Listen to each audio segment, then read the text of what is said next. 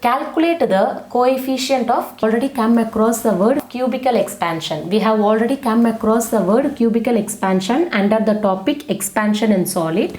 The formula for the cubical expansion is delta V divided by V naught is equal to alpha V into delta T, where delta V is nothing but change in volume, V naught original volume, alpha V coefficient of cubical expansion, and delta T is nothing but change in temperature. Now read the question carefully.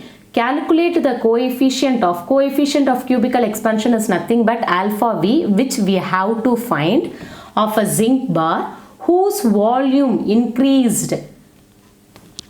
So the volume increased, which is nothing but change in the volume, is equal to 0.25 from 0.3. So 0.3 is the original volume of the cube, right? So 0.3 due to the change in temperature. So change in temperature is represented by delta T is equal to 50 Kelvin. This is what given in the question.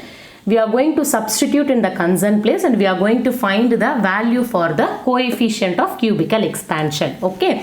Now what is delta V? 0.25 divided by V naught. What is the value of the V naught they have given? 0.3 is equal to alpha V. We don't know, we have to find, into delta T they have given as 50 Kelvin. Okay. We have to simplify this. See, 0.25 divided by 0.3. Decimal, 2 decimal, right? So 100 divided by 100. So we have to simplify 0.25 divided by 0.3. See, 2 decimals are there. So into 100 you can take as your wish. Okay, if you want to take 10 you can take for 1 decimal. I am considering numerator 2 decimals. So into 100 by 100 is equal to, if you multiple, it will be 2500 and divided by 300. 2 decimal points are there, so I am placing the point before 2 zeros and here 1 decimal, so before 1 0. So you will be getting 25 divided by 30. I am cancelling by using the 5 table.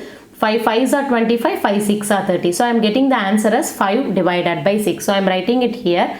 5 divided by 6 is equal to alpha V into 50. See here the 50 is in multiplication. I am going to bring it to the other side, so it will be coming to the denominator. So alpha V is equal to 5 divided by 6 is already there. This 50 I am taking it to the denominator. So we have to simplify this.